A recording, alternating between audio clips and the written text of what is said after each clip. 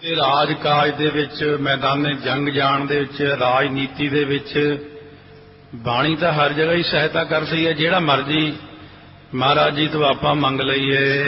ਮਿਲਨੇ ਗਿਲਨੇ ਬੰਦ ਮੈਂ ਰਾਜ ਜੋਗ ਉਤਸ਼ਾਏ।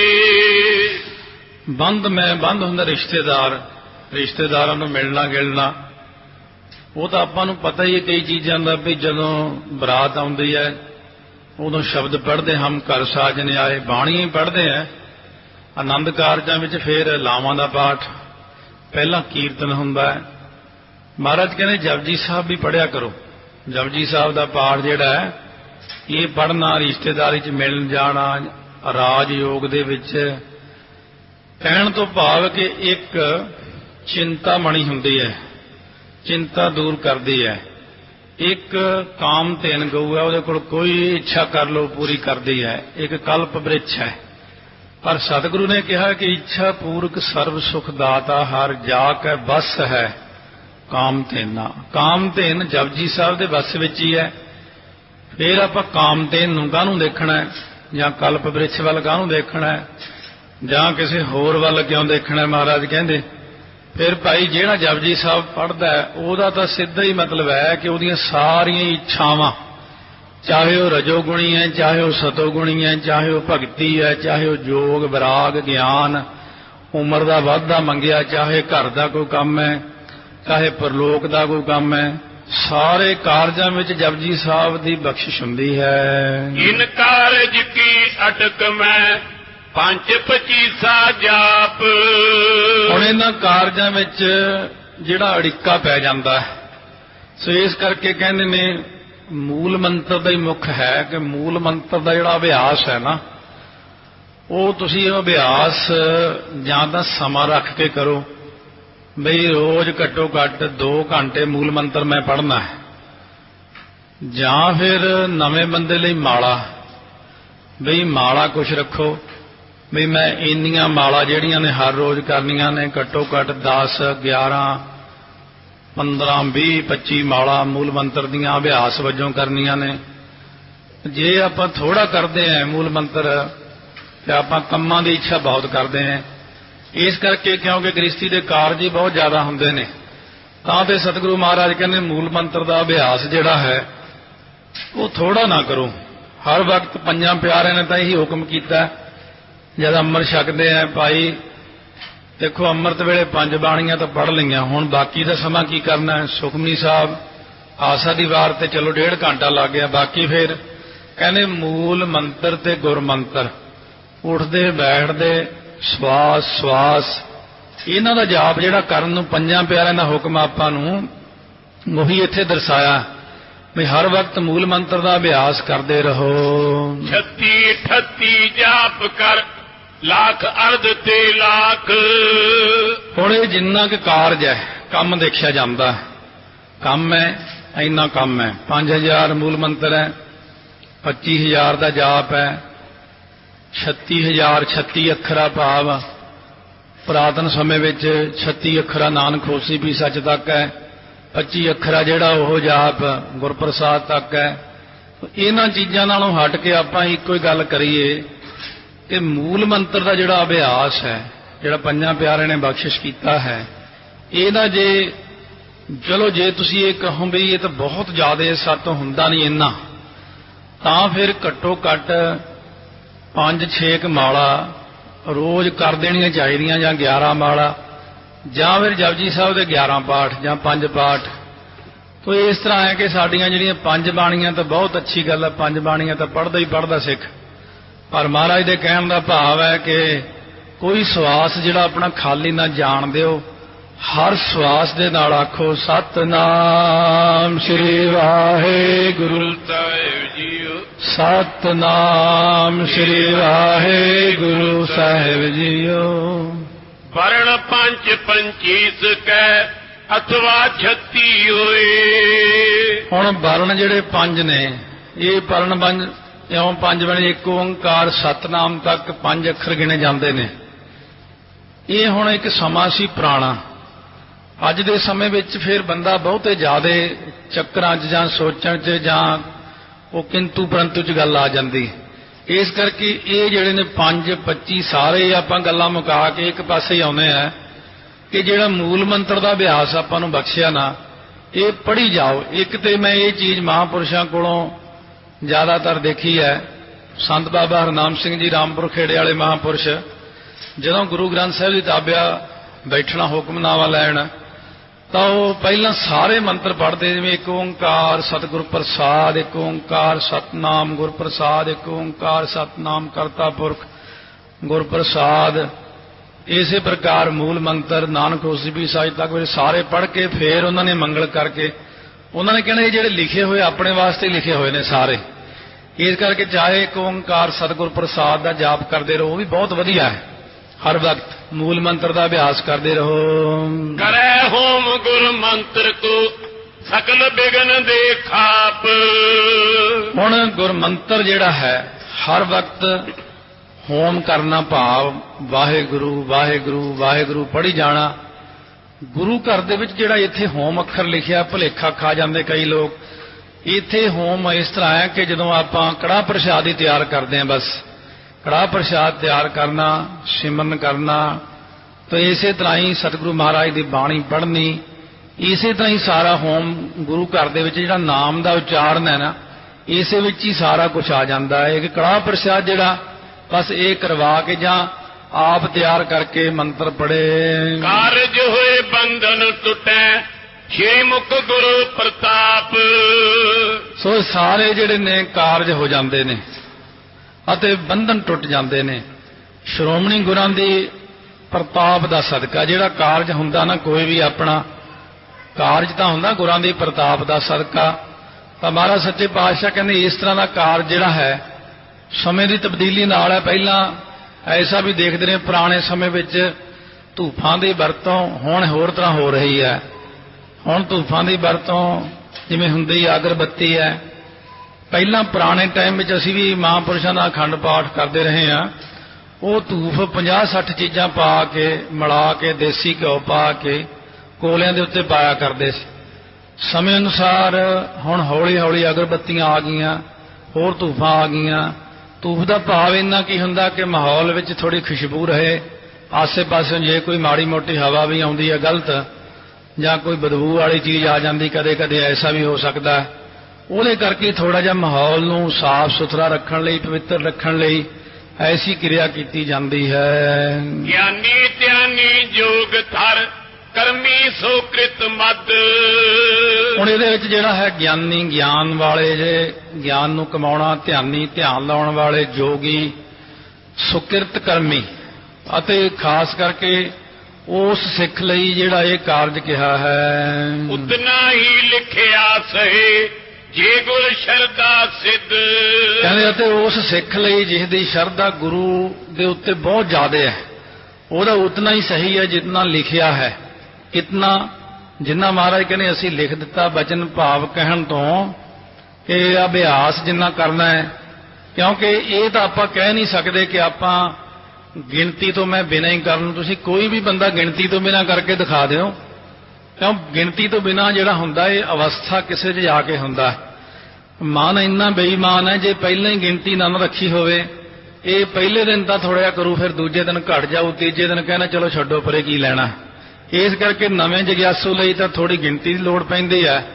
ਬਾਅਦ ਵਿੱਚ ਜਦੋਂ ਅੰਦਰੋਂ ਹੀ ਪ੍ਰੇਮ ਪੈਦਾ ਹੋ ਜਾਂਦਾ ਹੈ, ਸ਼ੌਕ ਪੈਦਾ ਹੋ ਜਾਂਦਾ, ਆਨੰਦ ਬਣ ਜਾਂਦਾ ਹੈ, ਫਿਰ ਉਹੀ ਗੁਰਸਿੱਖ ਸ਼ਰਧਾ ਪ੍ਰੇਮ ਨਾਲ ਗਿਣਤੀ ਤੋਂ ਬਾਹਰ ਹੋ ਕੇ ਜਾਪ ਕਰਦਾ ਹੈ। ਗੁਰ ਪ੍ਰਸਾਦ ਲਗ ਮੁਕਤਮਈ ਪੰਜ ਗਿਆਨ ਕੇ ਜੋਗ। ਸੋ ਇਸ ਤਰ੍ਹਾਂ ਕਹਿੰਦੇ ਗੁਰ ਪ੍ਰਸਾਦ ਤੱਕ ਮੁਕਤਮਈ ਹੈ, ਮੁਕਤੀ ਦੇ ਦੇਣ ਲਈ ਨਿਰਗੁਣ ਦਾ ਜਾਪ ਹੈ ਸਾਰਾ ਹੀ। ਤੇ ਜਿਨ੍ਹਾਂ ਨੇ ਬਿਲਕੁਲ ਹੀ ਚਾਰੇ ਪਾਸੇ ਆਪਣੇ ਆਪ ਨੂੰ ਸੰਕੋਚਣਾ ਹੈ, ਨਿਰਗੁਣ ਦੇ ਵਿੱਚ ਲੀਨ ਹੋਣਾ ਹੈ, ਉਹ ਇਸ ਤਰੀਕੇ ਦੇ ਨਾਲ ਇਹਨਾਂ ਸਾਰਿਆਂ ਜਿਹੜੇ ਮੂਲ ਮੰਤਰ ਦਾ ਅਭਿਆਸ ਕਰਨਾ ਅਥਵਾ ਵਾਹਿਗੁਰੂ ਦੇ ਦਰਸ਼ਨਾਂ ਵਾਸਤੇ, ਕਿਸੇ ਕਾਰਜ ਲਈ, ਹਿਰਦੇ ਦੀ ਸ਼ੁੱਧੀ ਲਈ, ਸ਼ੁਭ ਗੁਣਾਂ ਦੇ ਸੰਗ੍ਰਹਿਣ ਲਈ, ਇਹ ਸਾਰੇ ਕਾਰਜ ਮੂਲ ਮੰਤਰ ਦੇ ਵਿੱਚ ਹੋ ਜਾਂਦੇ ਹਨ। ਪ੍ਰਥਮ ਮਾਰਜਨ ਹੋਮ ਬਿਦ ਲਿਕਰ ਸਭ ਸਮਝਾਏ। ਸੋ ਪਹਿਲਾਂ ਹੋਮ ਦੀ ਵਿਧੀ, ਫਿਰ ਜਲ ਉੱਤੇ ਮੰਤਰ ਉਚਾਰ ਕੇ ਅੰਗਾਂ ਨੂੰ ਉਸ ਨਾਲ ਇਸ਼ਨਾਨ ਕਰਨਾ, ਇਤਿਆਦਿਕ ਕਹਿੰਦੇ ਇਹ ਸਾਰੀਆਂ ਚੀਜ਼ਾਂ ਸਮਝਾਈਆਂ ਇਹੀ ਕਿਰਿਆ ਸਰੋਵਰ ਦੇ ਵਿੱਚ ਹੁੰਦੀ ਰਹਿੰਦੀ ਹਰ ਵਕਤ। ਸਰੋਵਰ ਦੇ ਜਲ ਦੇ ਵਿੱਚ ਗੁਰਬਾਣੀ ਦੇ ਪ੍ਰਵਾਹ ਦਾ ਅਸਰ ਪੈਂਦਾ। ਸਾਰਿਆਂ ਨਾਲੋਂ ਵੱਧ ਪਾਣੀ ਦੇ ਵਿੱਚ ਸ਼ਕਤੀ ਖਿੱਚਣ ਦੀ ਬਹੁਤੀ ਜ਼ਿਆਦਾ ਹੈ, ਧਰਤੀ ਵਿੱਚ ਹਲੇ ਘੱਟ ਹੈ। ਪਾਣੀ ਸ਼ਕਤੀ ਨੂੰ ਜ਼ਿਆਦਾ ਖਿੱਚਦਾ ਹੈ। ਇਹ ਜਿਹੜੇ ਥੋੜਾ ਜਿਹਾ ਸਾਇੰਸ ਦੇ ਉੱਚ ਕਲਾਸ ਦੇ ਵਿਦਿਆਰਥੀ ਨੇ ਉਹਨਾਂ ਨੂੰ ਜ਼ਿਆਦਾ ਪਤਾ ਇਹਨਾਂ ਗੱਲਾਂ ਦਾ ਕਿ ਪਾਣੀ ਸਭ ਤੋਂ ਵੱਧ ਆਪਣੇ ਵਿੱਚ ਗ੍ਰਹਿਣ ਕਰਦਾ, ਹਰੇਕ ਚੀਜ਼ ਨੂੰ, ਆਵਾਜ਼ ਨੂੰ ਵੀ ਗ੍ਰਹਿਣ ਕਰ ਲੈਂਦਾ। ਇਸ ਕਰਕੇ ਕਿਉਂਕਿ ਪਹਿਲਾ ਪਾਣੀ ਜੀਵ ਹੈ, ਪਾਣੀ ਜੀਵਤ ਰੂਪ ਵਿੱਚ ਹੈ। ਜਿਤ ਹਰਿਆ ਸਭ ਕੋਏ। ਜਿਉਂ-ਜਿਉਂ ਪਾਣੀ ਦੇ ਉੱਤੇ ਬਾਣੀ ਦਾ ਅਸਰ ਪੈਂਦਾ, ਪਾਣੀ ਉਹ ਪਵਿੱਤਰ ਹੁੰਦਾ ਜਾਂਦਾ ਹੈ, ਰੋਗਾਂ ਨੂੰ ਕੱਟਣ ਲਈ ਸਮਰੱਥ ਹੋ ਜਾਂਦਾ ਹੈ। ਇਸੇ ਕਰਕੇ ਮਹਾਰਾਜ ਜਿੱਥੇ ਵੀ ਗਏ ਨੇ, ਕਿਤੇ ਕੁਛ ਪੰਚਮੀ ਦਾ ਇਸ਼ਨਾਨ, ਕਿਤੇ ਕਹਿੰਦੇ ਇੱਥੇ ਇਸ਼ਨਾਨ ਕਰੋ, ਕਿਤੇ ਕਹਿੰਦੇ ਇੱਥੇ ਇੰਨਾ ਇਸ਼ਨਾਨ ਕਰੋ। ਉਸ ਇਸ਼ਨਾਨ ਦੇ ਨਾਲ ਸਰੀਰ ਦੇ ਉੱਤੇ ਬਹੁਤ ਅੱਛਾ ਪ੍ਰਭਾਵ ਪੈਂਦਾ ਹੈ। ਮਹਾ ਮਹਾਤਮ ਮੰਤਰ ਇਹ ਚਾਰ ਪਦਾਰਥ ਗਾਏ। ਮਹਾ ਮਹਾਤਮ ਮੰਤਰ ਹੈ ਜਿਹੜਾ ਚਾਰੇ ਪਦਾਰਥ ਨੇ ਉਹਨਾਂ ਨੂੰ ਦੇਣ ਵਾਸਤੇ ਇਹ ਜਿਹੜਾ ਮੰਤਰ ਮਹਾਰਾਜ ਸੱਚੇ ਪਾਤਸ਼ਾਹ ਨੇ ਮੂਲ ਮੰਤਰ ਦਾ ਅਭਿਆਸ ਆਪਾਂ ਨੂੰ ਬਖਸ਼ਿਸ਼ ਕੀਤਾ ਹੈ। ਦੋਹੇਰਾ ਅੱਖਰ 36 ਪੰਜ ਪੁਨ 25 ਤਤ ਸੁਜਾਨ ਗੁਰ ਪ੍ਰਸਾਦ ਪੜ ਅਗਰ ਤੈ ਲਖੋ ਸਿੱਖ ਦੋ ਦੀਵਾਨ। ਸੋ ਕਹਿੰਦੇ ਨੇ ਜਿੰਨਾ ਵੀ ਇਹ ਮੂਲ ਮੰਤਰ ਦਾ ਪਾਠ ਤੁਹਾਨੂੰ ਬਖਸ਼ਿਸ਼ ਕੀਤਾ ਹੈ ਸਿਆਣਿਓ, ਇਹ ਗੁਰਪ੍ਰਸਾਦ ਤੱਕ ਪੜ੍ਹਨਾ, ਮੂਲ ਮੰਤਰ ਦਾ ਪਾਠ ਕਰਨਾ ਤੇ ਇਹਦੇ ਨਾਲ ਸਾਰੇ ਜਿਤਨੇ ਕਾਰਜ ਨੇ ਗੁਰਾਂ ਦੀ ਖੁਸ਼ੀ ਲੈਣ ਵਾਸਤੇ ਪੜ੍ਹਨਾ ਜਾਂ ਗੁਰਾਂ ਦੇ ਦਰਸ਼ਨ ਕਰਨ ਵਾਸਤੇ ਪੜ੍ਹਨਾ, ਜਿਸ ਕਾਰਜ ਲਈ ਵੀ ਇਹ ਮੂਲ ਮੰਤਰ ਦਾ ਅਭਿਆਸ ਕਰੋਗੇ ਉਸੇ ਤਰ੍ਹਾਂ ਹੀ ਬਖਸ਼ਿਸ਼ ਹੋ ਜਾਵੇਗੀ। ਹਰ ਲਿਖਬੇ ਮੈਂ ਵਰਣ ਅਕ ਪੰਜ ਪ੍ਰਾਨ ਕੇ ਮਾਜ। ਸੋ ਇਸੇ ਤਰ੍ਹਾਂ ਹੀ ਇਹਦੇ ਲਿਖਣ ਦੇ ਵਿੱਚ ਜਿਹੜੇ ਵਰਨ 8, ਇਹ 8 ਵਰਨ ਲਿਖੇ ਨੇ, ਭਾਵ 8 ਅੱਖਰ ਜਿਹੜੇ ਬਣ ਜਾਂਦੇ ਨੇ, ਜਿਵੇਂ ਇੱਕ ਓੰਕਾਰ, ਸਤਿਗੁਰ, ਪ੍ਰਸਾਦ। ਸਤਿਗੁਰ ਦੇ 4 ਅੱਖਰ ਨੇ, ਪ੍ਰਸਾਦ ਦੇ 3 ਅੱਖਰ ਨੇ। ਇੱਕ ਓੰਕਾਰ ਨੂੰ ਇੱਕੋ ਹੀ ਗਿਣਨਾ ਹੈ। ਇਉਂ ਕਹਿੰਦੇ ਨੇ ਜਿਹੜੇ ਇਹ 8 ਅੱਖਰ ਨੇ ਅਥਵਾ ਹੋਰ ਜਿਹੜੇ ਸਾਰੇ ਅੱਖਰ ਨੇ ਇਹਨਾਂ ਨੂੰ ਗਿਣਨ ਦੇ ਵਿੱਚ ਗਿਣਤੀ 8 ਆ ਗਈ, ਕਿਸੇ ਦੀ 5 ਆ ਗਈ, ਕਈਆਂ ਦੀ ਗਿਣਤੀ 25 ਗਿਣੀ, ਕਿਸੇ ਦੀ 36 ਗਿਣੀ। ਤੋ ਕਹਿਣ ਦਾ ਭਾਵ ਮਹਾਰਾਜ ਨੇ ਕਿ ਜਿੰਨਾ ਵੀ ਮੂਲ ਮੰਤਰ ਦਾ ਪਾਠ ਹੈ ਇਹ ਹਰੇਕ ਕਾਰਜ ਦੇ ਵਿੱਚ ਹੀ ਹਰ ਸਿੱਧੀ ਨੂੰ ਪ੍ਰਾਪਤ ਕਰਨ ਲਈ, ਸਿੱਧੀ ਦਾ ਮਤਲਬ ਇੱਥੇ ਰਿੱਧੀਆਂ ਸਿੱਧੀਆਂ ਨਹੀਂ ਹੈ, ਸਿੱਧੀ ਦਾ ਅਰਥ ਹੁੰਦਾ ਸਫਲਤਾ, ਹਰ ਕਾਰਜ ਦੀ ਸਫਲਤਾ ਵਾਸਤੇ ਹੀ ਪਾਠ ਕੀਤਾ ਜਾਂਦਾ ਹੈ। 36 ਲੱਖ ਆਹੁਤ ਦੇ ਮੁਕਤ ਹੋਏ ਤਤਕਾਲ। 36 ਲੱਖ ਊਤੀਆਂ ਦੇਣਾ ਲਿਖਿਆ ਇੱਥੇ ਕਿ ਜਿਸ ਪ੍ਰਕਾਰ ਧੂਪ ਸਮੱਗਰੀ ਆਦਿਕ ਤਿਆਰ ਕਰਕੇ ਕੋਲਿਆਂ ਦੇ ਉੱਤੇ ਪਾਠ ਕਰਦੇ ਜਾਓ, ਸਮੱਗਰੀ ਪਾਉਂਦੇ ਜਾਓ। ਪਰ ਮਹਾਰਾਜ ਜੀ ਨੇ ਤਾਂ ਬਾਣੀ ਦੇ ਅੰਦਰ ਇਸ ਚੀਜ਼ ਦਾ ਤਾਂ ਖੰਡਨ ਕੀਤਾ ਹੋਇਆ ਕਿ ਜਿੱਥੇ ਵੀ ਖੰਡਨ ਦੀ ਗੱਲ ਆ ਜਾਂਦੀ ਫਿਰ ਆਪਾਂ ਖੰਡਨ ਵੀ ਕਰ ਦਿੰਦੇ ਆ। ਸਤਿਗੁਰੂ ਮਹਾਰਾਜ ਨੇ ਜਾਂ ਅੱਜ ਤੱਕ ਜਿੰਨਿਆਂ ਨੂੰ ਮੈਂ ਅਭਿਆਸ ਕਰਦੇ ਦੇਖਿਆ, ਵੱਡਿਆਂ ਤੋਂ ਵੱਡਿਆਂ ਨੂੰ, ਛੋਟੇ ਛੋਟੇ ਦੀ ਕਿਸੇ ਦੀ ਗੱਲ ਨਹੀਂ, ਵੱਡੇ ਤੋਂ ਵੱਡਾ ਕੋਈ ਇਹੋ ਜਿਹਾ ਕਰਮ ਮੈਂ ਕਰਦਾ ਦੇਖਿਆ ਨਹੀਂ ਹੈ। ਉਹ ਸਿਰਫ ਮੂਲ ਮੰਤਰ ਦਾ ਜਾਂ ਜਪਜੀ ਸਾਹਿਬ ਦੇ ਪਾਠਾਂ ਦਾ ਸੁਤੇ ਸਿੱਧੇ ਅਭਿਆਸ ਕਰਦੇ ਦੇਖੇ ਨੇ। ਸਵੇਰੇ ਉੱਠਣਾ ਉਹਨਾਂ ਨੇ 1 ਵਜੇ ਦੇ ਕਰੀਬ, ਆਪਣਾ ਸਾਰਾ ਦਿਨ ਹੀ ਪਾਠ ਕਰਦੇ ਰਹਿਣਾ। ਉਹਨਾਂ ਨੂੰ ਸਤਿਗੁਰੂ ਮਹਾਰਾਜ ਨੇ ਇਸੇ ਤਰ੍ਹਾਂ ਹੀ ਬਖਸ਼ਿਸ਼ ਕੀਤੀ। ਇਹ ਜਿਹੜੀਆਂ ਹੂਤੀਆਂ ਬਸ ਇਹੀ ਆ ਕਿ ਗਾਵੀਆ, ਸੁਣੀਆ, ਮਨ ਰੱਖੀਆ, ਭਾਉ ਦੁੱਖ ਪਰ ਹਰ ਸੁੱਖ ਕਰ ਲੈ ਜਾਏ। ਜਿਹੜਾ ਪਾਠ ਤੁਸੀਂ ਮੂੰਹ ਨਾਲ ਪੜੋ ਨਾ, ਇਹਨੂੰ ਕਹਿੰਦੇ ਕੰਨ ਨਾਲ ਜ਼ਰੂਰ ਸੁਣੋ। ਜੇ ਕੰਨ ਨਾਲ ਨਹੀਂ ਸੁਣਨਾ ਤਾਂ ਅੰਦਰੋਂ ਜਦੋਂ ਅੰਤਰੀਵ ਗੁਪਤ ਰੂਪ ਵਿੱਚ ਪੜ੍ਹਦੇ ਆ ਤਾਂ ਇੱਕ ਕੰਨ ਆਪਣੇ ਅੰਦਰ ਵੀ ਨੇ, ਜਾਂ ਅੰਦਰਲੇ ਕੰਨਾਂ ਨਾਲ ਸੁਣੋ ਮੈਂ ਕੀ ਬੋਲ ਰਿਹਾ। ਇੱਕ ਓੰਕਾਰ ਕੌਣ ਹੈ, ਸਤਨਾਮ ਦਾ ਕੀ ਭਾਵ, ਕਰਤਾ ਪੁਰਖ ਨਿਰਭਉ ਹੈ, ਵਾਹਿਗੁਰੂ ਹੈ, ਨਿਰਵੈਰ ਵੀ ਵਾਹਿਗੁਰੂ ਹੈ, ਵੈਰ ਤੋਂ ਰਹਿਤ ਹੈ। ਇਸ ਤਰ੍ਹਾਂ ਕਹਿੰਦੇ ਨੇ ਧਿਆਨ ਕਰਕੇ ਇਸੇ ਨੂੰ ਹੀ ਹਵਨ ਮੰਨ ਲਓ ਕਿ ਕੰਨਾਂ ਨਾਲ ਬਾਣੀ ਸੁਣੋ। ਜਪ ਤੇ ਆਤਮ ਸ਼ੁੱਧ ਹੋਏ ਮਾਰਜਨ ਦੋਕਨ ਟਾਲ। ਇਸ ਕਰਕੇ ਜਪਜੀ ਸਾਹਿਬ ਪੜਨ ਦੇ ਨਾਲ ਆਤਮਾ ਬਿਲਕੁਲ ਸ਼ੁੱਧ ਹੋ ਜਾਂਦੀ ਹੈ।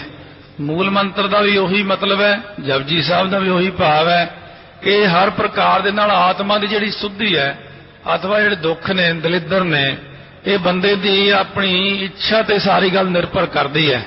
ਜਿਵੇਂ ਵੀ ਕੋਈ ਇੱਛਾ ਕਰ ਲਵੇ ਉਹਦੀ ਇੱਛਾ ਸਤਿਗੁਰੂ ਮਹਾਰਾਜ ਜੀ ਉਸੇ ਤਰ੍ਹਾਂ ਹੀ ਪੂਰੀ ਕਰ ਦਿੰਦੇ ਹਨ। ਪ੍ਰਥਮ ਸ਼ਲੋਕ ਜਪ ਕੋ ਭਾਲੋ ਤਿਸ ਕੀ ਬਿਦ ਕੈ ਦੀਨ। ਇਹ ਪਹਿਲਾ ਸ਼ਲੋਕ ਹੈ ਜਪਜੀ ਸਾਹਿਬ ਦਾ। ਇਹਦੀ ਵਿਧੀ ਕਹਿੰਦੇ ਮੈਂ ਭਲੇ ਤਰੀਕੇ ਨਾਲ ਕਹਿ ਦਿੱਤੀ ਹੈ। ਆਗਿਆ ਸਭ ਪੂੜੀਨ ਕੋ ਕਹੈ ਸੋ ਸੁਨੋ ਪਰਵੇਲ। ਕਹਿੰਦੇ ਸੁਣੋ ਸਿਆਣਿਓ, ਅੱਗੇ ਪੌੜੀਆਂ ਨੇ, ਪੌੜੀਆਂ ਦੇ ਮਹਾਤਮ ਨੇ। ਪੌੜੀ ਪੜ੍ਹਨ ਦੇ ਨਾਲ ਇਹ ਮਹਾਤਮ ਮਿਲਦਾ ਹੈ, ਇਹ ਮਹਾਤਮ ਮਿਲਦਾ ਹੈ। ਕੋਈ ਕਾਰਜ ਰਾਸ ਕਰਨਾ, ਜਿਵੇਂ ਗੁਰਬਾਣੀ ਵਿੱਚ ਸ਼ਬਦ ਨੇ, ਇਸੇ ਤਰ੍ਹਾਂ ਕਹਿੰਦੇ ਮੰਨ ਲਓ ਕਿ ਇਹ ਜਪਜੀ ਸਾਹਿਬ ਦੇ ਵਿੱਚ 40 ਪੌੜੀਆਂ ਕੁੱਲ ਗਿਣੀਆਂ ਨੇ। 40 ਸਾਰਾ ਗਿਣਤੀ ਗਿਣਦੇ ਨੇ, ਪਹਿਲਾ ਏਕਕ ਵਿੱਚ ਗਿਣ ਕੇ, ਅਖੀਰ ਸ਼ਲੋਕ ਵਿੱਚ ਗਿਣ ਕੇ। ਇਸ ਤਰ੍ਹਾਂ ਕਹਿੰਦੇ 40 ਕੁੱਲ ਜਿਹੜਾ ਹੈ। ਫਿਰ ਮੂਲ ਮੰਤਰ ਦੇ ਸਮੇਤ ਇਹਦੇ ਨਾਲ ਹਰ ਪ੍ਰਕਾਰ ਦੇ ਕਾਰਜ ਰਾਸ ਹੁੰਦੇ ਹਨ। ਦੋਹਰਾ ਸ਼੍ਰੀ ਜਪਜੀ ਪੌੜੀ ਪ੍ਰਥਮ ਕਰੈ ਕਾਮਨਾ ਪੂਰ। ਇੱਥੇ ਹੁਣ ਪਹਿਲਾਂ ਤਾਂ ਉਚਾਰਨ ਕੀਤਾ ਸੀ ਗੁਰਪ੍ਰਸਾਦ ਤੱਕ, ਫਿਰ ਉਚਾਰਨ ਕੀਤਾ ਪਹਿਲੇ ਏਕੇ ਤੱਕ। ਇਹ ਪੁਰਾਣੇ ਬਜ਼ੁਰਗ ਜਿਹੜੇ ਨੇ ਜਾਂ ਪੁਰਾਣੇ ਮਹਾਪੁਰਸ਼ ਨੇ, ਉਹ ਇਸ ਤਰ੍ਹਾਂ ਕਿਸੇ ਨੇ ਪੁੱਛਣਾ ਵੀ ਕੀ ਪੜ੍ਹਿਆ ਕਰੀਏ, ਕਿਵੇਂ, ਉਹ ਕਹਿੰਦੇ ਪਹਿਲੀ ਪੌੜੀ ਦਾ ਪਾਠ ਕਰਿਆ ਕਰ। ਉਹ ਫਿਰ ਇਹ ਪਹਿਲਾਂ ਪੁਰਾਣੇ ਬਜ਼ੁਰਗ ਕਿਹਾ ਕਰਦੇ, ਪੁਰਾਣਿਆਂ ਨੂੰ ਪਤਾ। ਜਦੋਂ ਇਸ ਤਰ੍ਹਾਂ ਫਿਰ ਲੋਕਾਂ ਨੇ ਕਈ ਵਾਰ ਮੈਨੂੰ ਪੁੱਛਣਾ ਵੀ ਇਹ ਪਹਿਲੀ ਪੌੜੀ ਕਿਹੜੀ ਹੋਈ, ਵੀ ਪਹਿਲਾਂ ਵੀ ਏਕਾ ਲੱਗਿਆ ਹੋਇਆ ਇੱਕ, ਫਿਰ ਦੂਜੇ ਤੇ ਵੀ ਏਕਾ ਲੱਗਿਆ, ਸੋਚਿਆ ਸੋਚ ਨਾ ਹੋਵੇ। ਤਾਂ ਪਹਿਲੀ ਪੌੜੀ ਜਿਹੜੀ ਆ ਨਾ, ਜਿੱਥੇ ਪਹਿਲਾ ਏਕਾ ਲੱਗਿਆ ਹੋਇਆ, ਉਸ ਨੂੰ ਮੰਨ ਕੇ ਚੱਲੇ ਨੇ ਕਵੀ ਜੀ। ਇਸ ਤਰ੍ਹਾਂ ਨਹੀਂ ਗਿਣ ਲੈਣਾ ਕਿ ਪਹਿਲੀ ਪੌੜੀ ਸੋਚਿਆ ਸੋਚ ਨਾ ਹੋਵੇ ਵਾਲੀ ਨਹੀਂ ਮੰਨੀ। ਇੱਥੇ ਪ੍ਰਾਰਥਨਾ ਰੀਤੀ ਅਨੁਸਾਰ ਪਹਿਲੀ ਪੌੜੀ ਜਿਹੜੀ ਨਾਨਕ ਹੋਸੀ ਵੀ ਸੱਚ ਤੇ ਆਉਂਦੀ ਹੈ, ਉਸ ਸ਼ਲੋਕ ਵਾਸਤੇ ਕਥਨ ਕੀਤਾ ਹੈ। ਜੇ ਇਕੱਲਾ ਹੀ ਇਹੀ ਜਾਪ ਕਰੀ ਜਾਵੇ, ਆਦ ਸੱਚ ਜੁਗਾਦ ਸੱਚ ਹੈ ਵੀ ਸੱਚ ਨਾਨਕ ਹੋਸੀ ਵੀ ਸੱਚ, ਤਾਂ ਵੀ ਕਹਿੰਦੇ ਬੜਾ ਭਾਰੀ ਮਹਾਤਮ ਮਿਲਦਾ। ਆਦ ਗੁਰੇ ਨਮੈ, ਜੁਗਾਦ ਗੁਰੇ ਨਮੈ, ਸਤਿ ਗੁਰੇ ਨਮੈ, ਸ੍ਰੀ ਗੁਰਦੇਵ ਨਮੈ। ਇਹਦੇ ਵਿੱਚ ਜਿਵੇਂ ਮਹਾਤਮ ਹੈ, ਇਸੇ ਪ੍ਰਕਾਰ ਕਹਿੰਦੇ ਪਹਿਲੀ ਪੌੜੀ ਜਿਹੜੀ ਹੈ, ਜੇ ਨਾਲ ਰਲਾ ਕੇ ਮੂਲ ਮੰਤਰ ਦੇ ਪੜ੍ਹੀ ਜਾਵੇ ਤਾਂ ਫਿਰ ਹਰ ਪ੍ਰਕਾਰ ਦੀ ਜਿਹੜੀ ਕਾਮਨਾ ਜੀਵ ਦੀ ਉਹ ਪੂਰੀ ਹੋ ਜਾਂਦੀ ਹੈ। ਮਾਤਕ ਸਭ ਸੁਖ ਪਾਏ ਕੈ ਵਿਗਨ ਬਿਨਾਸੈ ਕੂਰ। ਜਿਹੜਾ ਇਹਦਾ ਪਾਠਕ ਹੈ ਉਹ ਸ਼ਲੋਕ ਅਤੇ ਮੂਲ ਮੰਤਰ ਲਾ ਕੇ ਪੜ੍ਹੇ ਤਾਂ ਉਹਦੇ ਸਾਰੇ ਜਿਹੜੇ ਵਿਗਨ ਨੇ, ਹਰ ਪ੍ਰਕਾਰ ਦਾ ਕੂੜ ਹੈ, ਭਾਵ ਜਿਤਨਾ ਵੀ ਮਨ ਦੇ ਉੱਤੇ ਬੋਝ ਹੈ, ਜਾਂ ਕੋਈ ਕੂੜ ਰਾਜਾ ਕੂੜ ਪਰਜਾ, ਸਾਰੀਆਂ ਚੀਜ਼ਾਂ ਕੂੜ ਵਿੱਚ ਜਿਹੜੀਆਂ ਆ ਗਈਆਂ ਮਨ ਦੇ ਉੱਤੇ, ਜਿਵੇਂ ਪ੍ਰਭਾਵ ਹੈ ਕਾਮ ਕ੍ਰੋਧ ਲੋਭ ਮੋਹ ਹੰਕਾਰ ਦਾ, ਇਹਨਾਂ ਦਾ ਪ੍ਰਭਾਵ ਆਪਣੇ ਆਪ ਹੀ ਦੂਰ ਹੋ ਜਾਂਦਾ ਹੈ। ਆਸ਼ਾ ਪਰ ਦੂਜੀ ਪਰੈ ਆਦ ਸੱਚ ਜੇ ਨਾਮ। ਆਸਾ ਨੂੰ ਪੂਰੀ ਕਰਨ ਲਈ ਜਿਹੜੀ ਪੌੜੀ ਪੜ੍ਹਨੀ ਹੈ, ਸੋ ਆਦ ਸੱਚ ਜੁਗਾਦ ਸੱਚ ਹੈ ਵੀ ਸੱਚ ਨਾਨਕ ਹੋਸੀ ਵੀ ਸੱਚ। ਸੋ ਇਸ ਪੌੜੀ ਨੂੰ ਥੋੜਾ ਜਿਹਾ ਗਲਤੀ ਇਹ ਵੀ ਹੋਈ ਵੀ ਹੈ, ਇਹਨੂੰ ਗਲਤੀ ਨਾਲ ਦੂਜੀ ਪੌੜੀ ਵਿੱਚ ਸ਼ਾਮਲ ਕਰ ਲਿਆ। ਪਹਿਲੀ ਪੌੜੀ ਉਹ ਪਹਿਲੀ ਹੋਈ ਹੈ ਜਿੱਥੇ ਤੱਕ ਦੱਸਿਆ ਹੋਇਆ, ਕਿਉਂਕਿ ਅੱਗੇ ਜਾ ਕੇ ਫੇਰ ਥੋੜਾ ਜਿਹਾ ਕਈ ਵਾਰ ਛਾਪੇਖਾਨੇ 'ਚ ਗਲਤੀ ਹੋ ਜਾਂਦੀ ਹੈ। ਅੱਗੇ ਤਰਤੀਬ ਕਵੀ ਜੀ 5ਵੀਂ ਪੌੜੀ ਤੇ ਜਾ ਕੇ ਫੇਰ ਹੀ ਉੱਥੇ ਲਿਆਉਣਗੇ। ਇਸ ਤਰ੍ਹਾਂ ਪਹਿਲੀ ਪੌੜੀ ਤੋਂ ਹੀ ਮੰਨ ਕੇ ਚੱਲਣਾ, 1 2 3 ਤੋਂ ਲੈ ਕੇ ਸ਼ਲੋਕ ਨੂੰ ਜਾ ਕੇ 40ਵੀਂ ਪੌੜੀ ਲਿਖਿਆ ਹੋਇਆ। ਇਸ ਕਰਕੇ ਕਹਿੰਦੇ ਨੇ ਲਗਾਤਾਰ ਦੀ ਗਿਣਤੀ ਰੱਖਣੀ ਹੈ ਕਿ ਜਿਹੜਾ ਵੀ ਕੰਮ ਕਰਨਾ ਹੈ ਉਹਦੇ ਵਿੱਚ ਆਦ ਸੱਚ ਜੁਗਾਦ ਸੱਚ ਪੜ੍ਹਨ ਦੇ ਨਾਲ ਹਰ ਪ੍ਰਕਾਰ ਦੀ ਆਸਾ ਪੂਰੀ ਹੁੰਦੀ ਹੈ। ਦੇਵ ਮੰਤਰ ਹਰ ਚਲਨ ਮੈਂ ਔਸ਼ਧ ਰਸਾਇਣ ਸ਼ਾਮ। ਹੁਣ ਕਹਿੰਦੇ ਨੇ ਦੇਵ ਮੰਤਰ, ਇਸ਼ਟ ਦੇਵ ਦਾ ਨਿਮੰਤਰਣ ਕਰਨਾ, ਭਾਵ ਆਪਣੇ ਇਸ਼ਟ ਦੇਵ ਦੀ ਆਰਾਧਨਾ ਕਰਨੀ। ਇਸ਼ਟ ਦੇਵ ਇੱਥੇ ਦੇਵਤੇ ਦਾ ਨਾਮ ਨਹੀਂ, ਭਾਵ ਜਿਵੇਂ ਆਪਣਾ ਇਸ਼ਟ ਕੌਣ ਹੈ, ਨਮੋ ਇਸ਼ਟ ਇਸ਼ਟੇ, ਇਸ਼ਟਾਂ ਦਾ ਵੀ ਜੋ ਇਸ਼ਟ ਹੈ ਉਹ ਕੌਣ ਹੈ, ਦੇਵਤਿਆਂ ਦਾ ਵੀ ਦੇਵ ਰੂਪ ਕੌਣ ਹੈ, ਵਾਹਿਗੁਰੂ। ਕਹਿੰਦੇ ਵਾਹਿਗੁਰੂ ਨੂੰ ਦਰਸ਼ਨ ਕਰਨ ਲਈ, ਵਾਹਿਗੁਰੂ ਦਾ ਪ੍ਰਕਾਸ਼ ਮੰਗਣ ਲਈ, ਵਾਹਿਗੁਰੂ ਦੀ ਬਖਸ਼ਿਸ਼ ਪ੍ਰਾਪਤ ਕਰਨ ਲਈ ਦੇਵ ਮੰਤਰ ਪੜ੍ਹੇ, ਭਾਵ ਮੂਲ ਮੰਤਰ ਦਾ ਅਭਿਆਸ। ਫਿਰ ਦੂਸਰੀ ਪੌੜੀ ਜਪਜੀ ਸਾਹਿਬ ਦੇ ਨਾਲ ਪੜ੍ਹਨੀ। ਇਹ ਚੱਲਣ ਦੇ ਸਮੇਂ ਵਿੱਚ, ਅਥਵਾ ਕਹਿੰਦੇ ਜੇ ਦਵਾਈ ਖਾਣੀ ਹੋਵੇ, ਔਸ਼ਧੀ ਖਾਣੀ ਹੋਵੇ, ਤਾਂ ਵੀ ਪਹਿਲਾਂ ਐਵੇਂ ਨਹੀਂ ਵੀ ਡਾਕਟਰ ਤੋਂ ਦਵਾਈ ਲਿਆਂਦੀ ਜਾਂ ਕੋਈ ਹੋਰ। ਪਹਿਲਾਂ ਮੈਂ ਦੇਖਿਆ ਪੁਰਾਣੇ ਵੈਦ ਜਾਂ ਸਾਨੂੰ ਦਵਾਈ ਦਿੰਦੇ ਹੁੰਦੇ, ਉਹਨਾਂ ਦੇ ਇੱਕ ਕਾਨੂੰਨ ਸੀ, ਉਹਦਾ ਦਵਾਈ ਹੱਥ 'ਚ ਫੜ ਲੈਣੀ, ਪਹਿਲਾਂ ਦਵਾਈ ਦੇਖਣੀ, ਨਬਜ਼ ਦੇਖਣੀ, ਫਿਰ ਉਹਨੇ ਦਵਾਈ ਦੇਖ ਕੇ ਹੱਥ ਵਿੱਚ ਪਕੜ ਕੇ ਅਰਦਾਸ ਕਰਨੀ। ਗੁਰੂ ਨਾਨਕ ਸਾਹਿਬ ਦੀ ਉੱਥੇ ਪਿੰਡ ਦੇਖਿਆ, ਫੋਟੋ ਲੱਗੀ ਸੀ, ਬੜੀ ਪੁਰਾਣੀ ਗੱਲ ਹੈ। ਫਿਰ ਉਹ ਕਿੰਨੀ ਦੇਰ ਹੱਥ ਜੋੜ ਕੇ ਬੈਠਾ ਰਿਹਾ। ਮੈਂ ਕਿਹਾ ਇਹ ਕੀ ਪੜ੍ਹਿਆ ਹੁਣ? ਕਹਿੰਦਾ ਜੀ ਮੈਂ ਜਪਜੀ ਸਾਹਿਬ ਦੀਆਂ ਪਹਿਲੀਆਂ 5 ਪੌੜੀਆਂ ਤੇ ਸ਼ਲੋਕ ਪੜ੍ਹਿਆ। ਮੈਂ ਇਹ ਅਰਦਾਸ ਕੀਤੀ ਕਿ ਸੱਚੇ ਪਾਤਸ਼ਾਹ ਦਵਾਈ ਦਵਾਈ ਕੋਈ ਚੀਜ਼ ਨਹੀਂ ਹੈਗੀ, ਸਾਰੀ ਤੁਹਾਡੀ ਕਿਰਪਾ ਹੋਣੀ ਹੈ। ਬਸ ਉਹ ਇੱਕ ਗੱਲ ਕਹਿੰਦੇ ਹੁੰਦੇ ਸੀ, ਕਹਿੰਦੇ ਜਦ ਮੈਂ ਦੁਕਾਨ ਆਰੰਭ ਕੀਤੀ ਕਿਸੇ ਮਹਾਂਪੁਰਸ਼ ਨੂੰ ਬੁਲਾਇਆ, ਉਹ ਆ ਕੇ ਬੈਠ ਗਏ। ਮਹਾਂਪੁਰਸ਼ ਕਹਿੰਦੇ ਕੀ ਅਰਦਾਸ ਕਰਾਂ ਵੀ ਸਾਰੀ ਦੁਨੀਆ ਪਿੰਡ ਸਾਰਾ ਬਿਮਾਰ ਹੋ ਕੇ ਤੇਰੇ ਕੋਲ ਆਵੇ ਦਵਾਈ ਲੈਣ? ਕਹਿੰਦੇ ਨਹੀਂ ਜੀ ਮੈਂ ਤਾਂ ਨਹੀਂ ਕਿਹਾ ਸਾਰੇ ਬਿਮਾਰ ਹੋਣ। ਕਹਿੰਦੇ ਦੱਸੋ ਭਾਈ ਫਿਰ ਕੀ ਅਰਦਾਸ ਕਰੀਏ? ਵੈਦ ਨੇ ਬੁਲਾਇਆ, ਸਾਰੇ ਚੁੱਪ ਕਰਕੇ ਕਹਿੰਦੇ ਤੁਸੀਂ ਦੱਸੋ ਜੀ। ਕਹਿੰਦੇ ਮੈਂ ਇੱਕ ਗੱਲ ਕਹਿਣਾ ਕਿ ਜੋ ਜੀ ਆਵੇ ਸੋ ਰਾਜੀ ਜਾਵੇ। ਬਸ ਇਸ ਗੱਲ ਉੱਤੇ ਭਾਈ ਅਰਦਾਸ ਕਰਕੇ ਪਾਠ ਕਰਕੇ ਬਾਣੀ ਪੜ੍ਹ ਕੇ ਦਵਾਈ ਦੇਣੀ ਹੈ ਔਰ ਆਪਾਂ ਵੀ ਇਸ ਗੁਣ ਨੂੰ ਗ੍ਰਹਿਣ ਕਰਨਾ ਸਿੱਖੀਏ। ਸਤਿਗੁਰੂ ਮਹਾਰਾਜ ਕਹਿੰਦੇ ਦਵਾਈ ਖਾਣ ਤੋਂ ਪਹਿਲਾਂ ਦਵਾਈ ਵਾਲੇ ਨੂੰ ਯਾਦ ਕਰ ਲਓ। ਔਰ ਗੁਰਬਾਣੀ ਅੰਦਰ ਪ੍ਰਮਾਣ ਵੀ ਹੈ, ਔਖਦ ਆਏ ਰਾਸ ਜਾਂ ਵਿੱਚ ਆਪ ਖਲੋਆ। ਜੇ ਵਾਹਿਗੁਰੂ ਵਿੱਚ ਹਾਜ਼ਰ ਹੈ ਤਾਂ ਦਵਾਈ ਅਸਰ ਕਰਦੀ ਹੈ। ਤੇ ਰਸਾਇਣ ਜਿਹੜਾ ਹੈ ਫਿਰ ਸ਼ਾਮ ਰਸਾਇਣ ਬਣਾਉਣ ਦੇ ਵਿੱਚ ਕੋਈ ਚੀਜ਼ ਐਸੀ ਬਣਾਉਣ ਦੇ ਵਿੱਚ ਅਤੇ ਫਿਰ ਜਿਹੜਾ ਸ਼ਾਮ ਹੈ ਸ਼ਰਨ ਲੈਣ ਲਈ ਹਰ ਕਾਰਜ ਦੇ ਵਿੱਚ ਹੀ ਬਾਣੀ ਪੜ੍ਹਨੀ ਚਾਹੀਦੀ ਹੈ। ਜਪਜੀ ਸਾਹਿਬ ਦੀਆਂ ਪੌੜੀਆਂ। ਵਿਪਤਾ ਕਾਰਜ ਹਾਨ ਮੈਂ ਗਾਵੇ ਕੋ ਰਹਿ ਲਾਗ। ਕੋਈ ਵਿਪਤਾ ਪੈ ਗਈ, ਕੋਈ ਕਾਰਜ ਦੀ ਹਾਨੀ ਹੋ ਗਈ, ਕਹਿੰਦੇ ਗਾਵੇ ਕੋ ਤਾਣ ਹੋਵੇ ਕਿਸੇ ਤਾਣ। ਇਹ ਪੌੜੀ ਦਾ ਜਾਪ ਕਰਦੇ ਰਹੋ। ਕਾਰਜ ਕਾਹੂ ਅਟਕ ਮੈਂ ਦੇ ਭੇਟ ਗੁਰ ਭਾਗ।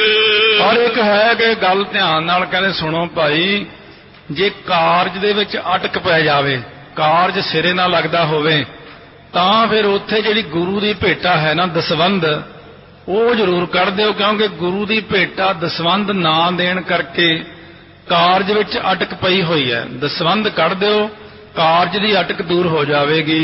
ਨਵ ਘਰ ਨਵ ਗੁਣ ਸੰਗ੍ਰਹਿ ਜੋਤੀ ਕੋ ਕਰ ਧਿਆਨ। ਕਹਿੰਦੇ ਜਿਹੜਾ ਹੈ ਨਵੇਂ ਘਰ 'ਚ ਪ੍ਰਵੇਸ਼ ਕਰਨਾ, ਕੋਈ ਨਵਾਂ ਗੁਣ ਗ੍ਰਹਿਣ ਕਰਨਾ, ਵਿਦਿਆ ਲੈਣ ਵਾਸਤੇ ਕੋਈ ਗੁਣ ਨੂੰ ਗ੍ਰਹਿਣ ਕਰਨਾ। ਸਾਰੇ ਗੁਣ ਹੀ ਲੈਂਦੇ ਆਪਾਂ ਜਾ ਕੇ ਸਕੂਲਾਂ 'ਚ ਕਾਲਜਾਂ 'ਚ ਡਿਪਲੋਮੇ ਕਰਦੇ, ਕੋਈ ਇੰਜੀਨੀਅਰਿੰਗ ਕਰਦਾ, ਕੋਈ ਕਿਤੇ ਕਰਦਾ।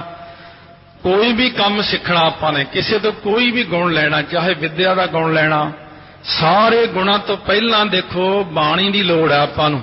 ਫਿਰ ਉਹਦੇ ਨਾਲ ਨਾਲ ਚੌਥੀ ਕੋ ਕਰ ਧਿਆਨ। ਕਹਿੰਦੇ ਇਹਦੇ ਲਈ ਚੌਥੀ ਪੌੜੀ ਜਿਹੜੀ ਹੈ ਉਹ ਪੜ੍ਹੇਗਾ ਤਾਂ ਇਹ ਸਫਲਾ ਹੋਏਗਾ। ਕਾਰਜ ਜੋ ਵੀ ਕਰਨਾ ਘਰ ਵਿੱਚ ਪ੍ਰਵੇਸ਼ ਕਰਨਾ ਹੈ, ਗੁਣਾਂ ਨੂੰ ਗ੍ਰਹਿਣ ਕਰਨਾ ਹੈ। ਜਪ ਜਪ ਸਮ ਪੜ ਸਬਤ ਦਿਨ ਸਬਤ ਭੇਟ ਧਰਮਾਨ। ਕਹਿੰਦੇ ਫਿਰ ਇਸੇ ਤਰੀਕੇ ਦੇ ਨਾਲ ਜਦੋਂ ਜਪੋ, ਜਪ ਸਮ, ਜਪਜੀ ਦੇ ਤੁਲ ਭਾਵ ਜਪਜੀ ਦੀਆਂ 40 ਪੌੜੀਆਂ ਨੇ। ਕਹਿੰਦੇ 40 ਵਾਰ ਜਿਹੜਾ ਜਪਜੀ ਸਾਹਿਬ ਦਾ ਉਹ ਪਾਠ ਹੈ ਹਰ ਵਕਤ। ਜਿਵੇਂ 5ਵੀਂ ਪੌੜੀ ਦਾ ਜਾਪ ਕਰਨਾ ਹੈ ਜਾਂ ਚੌਥੀ ਪੌੜੀ ਦਾ ਜਾਪ ਕਰਨਾ ਹੁਣ ਦੱਸ ਰਹੇ ਨੇ। ਕਹਿੰਦੇ ਫਿਰ ਉਨਾ ਹੀ ਪਾਠ ਕਰੋ ਰੋਜ਼, ਹਰ ਰੋਜ਼। ਅਤੇ ਇਸੇ ਪ੍ਰਕਾਰ ਜਿਵੇਂ ਦੇਗ ਤਿਆਰ ਕਰਨੀ, ਪਹਿਲਾਂ ਤਾਂ ਬਹੁਤ ਕੁਝ ਸੀ, ਹੁਣ ਸਮਾਂ ਘਟ ਗਿਆ ਸਾਰਿਆਂ ਕੋਲੇ। ਪਹਿਲਾਂ ਜਿਵੇਂ ਹਰ ਰੋਜ਼ ਹਰ ਘਰ ਵਿੱਚ ਹੀ ਦੇਗ ਬਣਦੀ ਸੀ। ਹਰ ਰੋਜ਼ ਹਰ ਘਰ ਵਿੱਚ ਗੁਰੂ ਗ੍ਰੰਥ ਸਾਹਿਬ ਮਹਾਰਾਜ ਦੇ ਅੱਗੇ ਪ੍ਰਸ਼ਾਦੇ ਨੂੰ ਲਿਆ ਕੇ ਅਰਦਾਸ ਕਰਨੀ, ਕਿਰਪਾਨ ਭੇਟਾ ਕਰਨੀ, ਕੜਾਹ ਪ੍ਰਸ਼ਾਦ ਬਣਾਉਣਾ। ਉਹ ਫਿਰ ਹੌਲੀ ਹੌਲੀ ਘਟਿਆ। ਫਿਰ ਲੋਕੀ ਹਫ਼ਤੇ ਬਾਅਦ ਬਣਾਉਣ ਲੱਗੇ, ਫਿਰ ਸੰਗਰਾਂਦ ਵਾਲੇ ਦਿਨ ਦੇਗ ਬਣਾਉਣ ਲੱਗੇ।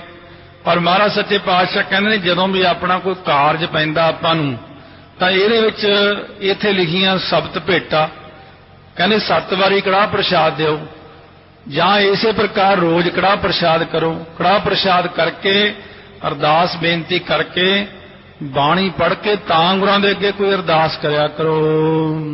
ਉਦਮ ਪੰਜੇ ਜੁਤ ਮੈਂ ਛੇਵੀਂ ਸਬਤਮ ਬੰਦ। ਹੁਣ ਜਿਹੜਾ ਉਦਮ ਵਾਸਤੇ 5ਵੀਂ ਪੌੜੀ ਆਖੀ ਹੈ, ਮਨ ਦੇ ਅੰਦਰ ਉਦਮ ਨਹੀਂ ਪੈਂਦਾ, ਆਲਸ ਹੋ ਗਿਆ, ਤਾਂ ਉਹਦੇ ਲਈ ਇੱਥੇ ਜਿਹੜੀ 5 ਦੀ ਗਿਣਤੀ ਪਹਿਲਾਂ ਬੇਨਤੀ ਕਰਦੇ ਆ ਕਿ ਜਿਹੜੀ 5 ਦੀ ਗਿਣਤੀ ਉਹ ਚੌਥੀ ਨੂੰ ਆ ਕੇ ਲੱਗਦੀ ਹੈ। ਕਿਉਂਕਿ ਕਵੀ ਜੀ ਨੇ ਪਹਿਲੇ ਤੋਂ ਲਿਆ ਤਾਂ ਤੇ ਥੋੜਾ ਜਿਹਾ ਟਪਲਾ ਜ਼ਰੂਰ ਪੈਂਦਾ ਆਮ ਬੰਦੇ ਵਾਸਤੇ, ਕਿਉਂਕਿ ਪਹਿਲੇ ਤੋਂ ਲਿਆ। ਜਿਹੜਾ ਆਜ ਨਾਨਕ ਹੋਸੀ ਵੀ ਸੱਚ ਤੇ ਏਕਾ ਲੱਗਿਆ ਹੋਇਆ, ਉਹਨੂੰ ਕਵੀ ਜੀ ਨੇ ਗਿਣਿਆ ਪਹਿਲੀ ਪੌੜੀ। ਉੱਥੋਂ ਬਾਅਦ ਜਿਹੜੀ ਸੋਚਿਆ ਸੋਚ ਨਾ ਹੋਵੇ ਵਾਲੀ ਇਹ ਦੂਜੀ ਪੌੜੀ ਗਿਣੀ ਹੈ। ਫਿਰ ਤੀਜੀ ਹੁਕਮੀ ਹੋਵੇ ਨੇ ਆਕਾਰ, ਚੌਥੀ ਪੌੜੀ ਗਾਵੇ ਕੋ ਤਾਣ ਹੋਵੇ ਕਿਸੇ ਤਾਣ, ਪੰਜਵੀਂ ਪੌੜੀ ਆ ਕੇ ਗਿਣੀਏ, ਸਾਚਾ ਸਾਹਿਬ ਸਾਚਨਾ ਹੈ ਭਾਖਿਆ ਪਾਉ ਅਪਾਰ। ਕਹਿੰਦੇ ਇਉਂ ਉਦਮ ਦੇ ਵਿੱਚ ਇਉਂ ਪੰਜਵੀਂ ਤੇ ਯੁੱਧ ਮੈਂ ਛੇਵੀਂ। ਜੇ ਥਾਪਿਆ ਨਾ ਜਾਏ, ਕੀਤਾ ਨਾ ਹੋਏ, ਜੰਗ ਯੁੱਧ ਵਿੱਚ ਜਾਣਾ ਹੈ ਤਾਂ ਕਹਿੰਦੇ ਇਸ ਪੌੜੀ ਦਾ ਅਭਿਆਸ ਕਰਨਾ। ਫਿਰ ਅੱਗੇ ਸਪਤਮ ਬੰਧ, ਜਦੋਂ ਰਿਸ਼ਤੇਦਾਰੀ ਆਦਿਕ ਦੇ ਵਿੱਚ ਜਾਣਾ ਤਾਂ ਰੱਖਿਆ ਵਾਸਤੇ, ਬੰਧੂ ਦੀ ਰੱਖਿਆ ਲਈ, ਕੋਈ ਰਿਸ਼ਤੇਦਾਰੀ ਤੇ ਕੋਈ ਵਿਪਤਾ ਪਵੇ ਤਾਂ ਕਹਿੰਦੇ ਉਸ ਵਕਤ ਜਿਹੜੀ ਹੈ ਨਾ ਪੌੜੀ, ਇਹ ਸੱਤਵੀਂ ਪੌੜੀ, ਜਿਹਨੂੰ ਆਪਾਂ ਇੱਥੇ ਗਿਣਾਂਗੇ ਛੇਵੀਂ ਪੌੜੀ। ਤੀਰਥ ਨਹਾਵਾਂ ਜੇ ਤਿਸ ਭਾਵਾਂ ਬਿਨ ਭਾਣੇ ਕੇ ਨਹਾਏ ਕਰੀ। ਇਸ ਤਰੀਕੇ ਨਾਲ ਕਹਿੰਦੇ ਵਿਪਤਾ ਦੇ ਸਮੇਂ, ਰੱਖਿਆ ਸਮੇਂ ਐਸੀਆਂ ਪੌੜੀਆਂ ਦਾ ਜਾਪ ਕਰੇ। ਅਟਕੀ ਨਾਰੇ ਅੱਠਵੀਂ, ਨਾਵੀਂ ਮੰਤਰੈ ਸੰਦ। ਸੋ ਜੇ ਪ੍ਰਸੂਤਾ ਭਾਵ ਦੇ ਵਿੱਚ ਅਟਕ ਪੈ ਜਾਵੇ ਤਾਂ ਕਹਿੰਦੇ ਫਿਰ ਉਸ ਵਕਤ ਅੱਠਵੀਂ ਦੀ ਜਗ੍ਹਾ ਇੱਥੇ ਸੱਤਵੀਂ ਗਿਣਾਂਗੇ। ਸੱਤਵੀਂ ਪੌੜੀ ਦਾ ਜਿਹੜਾ ਜਾਪ ਹੈ ਉਹ ਸੁਣਿਆ ਸਿੱਧ ਪੀਰ ਸੁਰਨਾਸ, ਸੁਣਿਆ ਧਰਤ ਅਵਲਾ ਆਕਾਸ। ਕਹਿੰਦੇ ਇਸ ਪੌੜੀ ਦਾ ਜਾਪ ਕਰੇ ਤਾਂ ਤੇ ਰੱਖਿਆ ਹੋਵੇ ਗੁਰੂ ਸਾਹਿਬ ਵੱਲੋਂ। ਦਸਵੀਂ ਦਸੇ ਬਨਜ ਜੋ ਵਾਹਨ ਲੈ ਬੇ ਬੀਚ। ਸੋ ਇਸੇ ਪ੍ਰਕਾਰ ਕਹਿੰਦੇ ਨੇ ਇਹ ਜਿਹੜੀਆਂ ਵੀ ਪੌੜੀਆਂ ਨੇ, ਇਸ ਢੰਗ ਨਾਲ ਦਸਵੀਂ ਜਿਹੜੀ ਹੈ ਵਣਜ ਆਦਿਕ ਦੇ ਕਾਰਜ ਵਿੱਚ, ਹੋਰ ਕਿਤੇ ਜਾਣਾ, ਕੋਈ ਐਸੀ ਚੀਜ਼ ਕਾਮਯਾਬੀ ਵਾਹਨ ਦੇ ਖਰੀਦਣ ਵਿੱਚ, ਤੇ ਇਹਦੇ ਵਿੱਚ ਸਮੁੱਚੀ ਮੈਂ ਇੱਕ ਚੀਜ਼ ਕੱਢੀ ਹੈ ਕਿ ਜਿਵੇਂ ਇੱਥੇ ਮਹਾਤਮ ਲਿਖੇ ਹੋਏ ਨੇ, ਉਹ ਸਾਰਿਆਂ ਨਾਲੋਂ ਸ੍ਰੇਸ਼ਟ ਚੀਜ਼ ਤਾਂ ਮੈਂ ਜਪਜੀ ਸਾਹਿਬ ਨੂੰ ਹੀ ਗਿਣਿਆ। ਔਰ ਮੈਨੂੰ ਇਹ ਗੱਲ ਕਾਫੀ, ਮੈਂ ਪਹਿਲਾਂ ਵੀ ਖੋਜ ਕੀਤੀ, ਮੈਂ ਚੌਥੀ ਪੰਜਵੀਂ ਕੁ ਵਾਰ ਇਹ ਕਥਾ ਕਰ ਰਿਹਾ, 3-4 ਕੁ ਵਾਰ ਮੈਂ ਸੁਣੀ ਹੋਈ ਹੈ ਕਥਾ, 8ਵੀਂ 9ਵੀਂ ਵਾਰ ਇਹ ਕਥਾ ਚੱਲ ਰਹੀ ਹੈ। ਫਿਰ ਇਹਦੇ ਬਾਰੇ ਮੈਂ ਕਿਸੇ ਬ੍ਰਹਮ ਗਿਆਨੀ ਮਹਾਂਪੁਰਸ਼ਾਂ ਤੋਂ ਪੁੱਛਿਆ, ਮੈਂ ਇੰਨਾ ਜਿਹੜਾ ਕੁਝ ਲਿਖਿਆ ਹੋਇਆ ਐ ਤਾਂ ਬੰਦਾ ਕਰ ਹੀ ਨਹੀਂ ਸਕਦਾ, ਕਿਹੜੀ ਕਿਹੜੀ ਪੌੜੀ ਦਾ ਜਾਪ ਕਰੂਗਾ, ਇਹਦੇ ਪੌੜੀ ਦਾ ਇੰਨਾ ਜਾਪ ਕਰੋ, ਇਹਦਾ ਇੰਨਾ ਕਰੋ। ਉਹ ਕਹਿੰਦੇ ਮੁੱਕਦੀ ਗੱਲ ਮੁਕਾ ਦਿੰਦਾ ਹੈ, ਜਪਜੀ ਸਾਹਿਬ ਦੇ 21 ਜਾਂ 25 ਪਾਠ ਰੋਜ਼ ਕਰੀ ਜਾਓ, ਪੌੜੀਆਂ ਵਾਲੇ ਚੱਕਰ 'ਚ ਪਾਓ ਹੀ ਨਾ। ਕਹਿੰਦੇ ਸਾਰੀਆਂ ਪੌੜੀਆਂ ਰੋਜ਼ ਉਨੀਆਂ ਹੀ ਹੋ ਗਈਆਂ, ਫਿਰ ਜਿਹੜਾ ਫੁਰਨਾ ਕਰੀ ਜਾਓਗੇ ਉਹੀ ਪੂਰਾ ਹੋ ਜਾਏਗਾ। ਪਰ ਇਹ ਹੈ ਕਿ ਇੱਕ ਇੱਕ ਪੌੜੀ ਨੂੰ ਆਪਾਂ ਸੁਣ ਤਾਂ ਲਈਏ, ਤਾਂ ਕਿ ਆਪਣੇ ਮਨ 'ਚ ਇਹ ਤਾਂ ਨਾ ਰਹੇ ਕਿ ਸਾਡੇ ਗੁਰੂ ਘਰ ਦੇ ਜਾਂ ਬਾਣੀ ਦੇ ਅੰਦਰ ਇੰਨੀ ਸ਼ਕਤੀ ਨਹੀਂ, ਜਾਂ ਫਲਾਨੀ ਗੱਲ ਨਹੀਂ ਹੋ ਸਕਦੀ, ਆਹ ਨਹੀਂ ਹੋ ਸਕਦੀ। ਉਹ ਸਾਰਾ ਆਪਣਾ ਸੰਸਾ ਦੂਰ ਕਰਨ ਵਾਸਤੇ ਕੱਲੀ ਕੱਲੀ ਪੌੜੀ ਦਾ ਜਿਹੜਾ ਮਹਾਤਮਾ ਸੁਣਨਾ ਚਾਹੀਦਾ ਹੈ। ਚੜਨੇ ਕਿਰਿਆ ਵਿਕਿਰਿਆ ਵਿਖੇ 11 ਪੌੜੀ ਖੀਚ। ਕਹਿੰਦੇ ਜਦੋਂ ਕੋਈ ਚੜ੍ਹਨਾ, ਚੜ੍ਹਨੇ ਵਾਲੇ ਭਾਵ ਸਦਾਗਰੀ ਆਦਿਕ ਕਰਨੀ, ਘੋੜਿਆਂ ਦੀ ਖਰੀਦੋ ਫਰੋਖਤ ਆਦਿਕ ਕਰਨੀ ਹੈ, ਤਾਂ ਕਹਿੰਦੇ ਉਸ ਵਕਤ 11ਵੀਂ ਪੌੜੀ ਜਿਹੜੀ ਹੈ ਜਪਜੀ ਸਾਹਿਬ ਦੀ ਪੜ੍ਹਨਾ ਕਰੇ। ਬਾਰੀ ਪਰ ਕਲਪਨ ਕਰੇ ਦੁੱਖ ਅਰਿਸ਼ਟ ਕੋ ਨਾਸ਼। 12ਵੀਂ ਪੌੜੀ ਪੜ੍ਹ ਕੇ ਜਿਹੜੀ ਕਲਪਨਾ ਹੈ, ਆਦਿ ਦੁੱਖ ਹੁੰਦਾ ਵਿਆਧੀ ਤੇ ਅਰਿਸ਼ਟ ਹੁੰਦੀ ਉਪਾਧੀ, ਇਹ ਤਿੰਨਾਂ ਦਾ ਨਾਸ ਬਾਣੀ ਨਹੀਂ ਕਰਨਾ। ਆਦਿ ਵਿਆਧੀ ਉਪਾਧੀ ਤਿੰਨੇ ਰੋਗ ਬਾਣੀ ਨਾਸ ਕਰਦੀ ਹੈ। ਆਪਣੇ 'ਚ ਕਮੀ ਹੁੰਦੀ ਹੈ, ਅਸਲ ਵਿੱਚ ਕਮੀ ਆਉਂ ਵੀ ਪੈ ਜਾਂਦੀ ਕਈ ਵਾਰ। ਤਾਂ ਆਪਾਂ ਆਪ ਪਾਠ ਕਰਦੇ ਹਾਂ, ਪਾਠ ਕਰਦਿਆਂ ਸਾਡੀਆਂ ਆਪਣੀਆਂ ਬਹੁਤ ਸਾਰੀਆਂ ਗਲਤੀਆਂ ਉਹ ਦੇਖਣੀਆਂ ਪੈਂਦੀਆਂ, ਇਹ ਬੰਦੇ 'ਚ ਕੀ ਕੀ ਗਲਤੀਆਂ ਨੇ। ਸੋ ਇੱਕ ਵਾਰੀ ਕਿਸੇ ਨੇ ਇਸ ਤਰ੍ਹਾਂ ਵੀ ਕਿਹਾ, ਕਹਿੰਦੇ ਉਹ ਕੋਈ ਬੰਦਾ ਕਹਿੰਦਾ ਤੁਸੀਂ ਸੁਖਮਨੀ ਸਾਹਿਬ ਦੇ ਇੰਨੇ ਪਾਠ 100 ਪਾਠ ਕਰੋ, ਤੁਹਾਡਾ ਕਾਰਜ ਰਾਸ ਹੋਏਗਾ, ਐ ਹੋਏਗਾ। ਉਹਨਾਂ ਨੇ ਗਾਹਾਂ ਪਾਠੀ ਨੂੰ ਕਿਹਾ ਤੂੰ ਪਾਠ ਕਰ। ਪਾਠੀ ਨੇ ਕਿਹਾ ਜੀ ਮੈਂ ਤਾਂ ਰੁਪਈਆ ਲਊਂਗਾ 1000। ਕਹਿੰਦੇ ਠੀਕ ਆ ਵੀ 1000 ਰੁਪਈਆ ਲੈ ਲਈ ਤੂੰ ਪਾਠ ਕਰਨੇ। ਪਾਠੀ ਨੇ ਕੋਈ ਪਾਠ ਨਹੀਂ ਕੀਤਾ। ਉਹ 7ਵੇਂ ਕੁ ਦਿਨ ਨੂੰ ਅਰਦਾਸ ਕਰਤੀ ਦੇਗ ਲੈ ਕੇ, ਕਹਿੰਦੇ ਜੀ ਮੈਂ ਪਾਠ ਕਰਤੇ। ਉਹਨੂੰ ਕੀ, ਉਹਨੇ 1000 ਰੁਪਏ ਜੇਬ ਪਾ ਲਿਆ ਉਹਦੇ 'ਚ। ਬਾਅਦ ਵਿੱਚ ਉਹ ਘਰ ਵਾਲੇ ਕਹਿਣ ਸੁਖਮਨੀ ਸਾਹਿਬ 'ਚ ਕੋਈ ਤਾਕਤ ਨਹੀਂ ਹੈ। ਮੈਂ ਕਿਹਾ ਕਿਉਂ? ਕਹਿੰਦੇ ਸੁਖਮਨੀ ਸਾਹਿਬ ਪੜ੍ਹਾਇਆ ਸੀ, ਪਾਠ ਕਰਾਇਆ, ਕੋਈ ਕੰਮ ਨਹੀਂ ਬਣਿਆ। ਕਹਿੰਦਾ ਪਹਿਲਾਂ ਪਤਾ ਤਾਂ ਕਰ ਲਓ ਕਿ ਇਹਦਾ ਪਾਠੀ ਇਹੋ ਜਿਹੀ ਹੋਵੇ।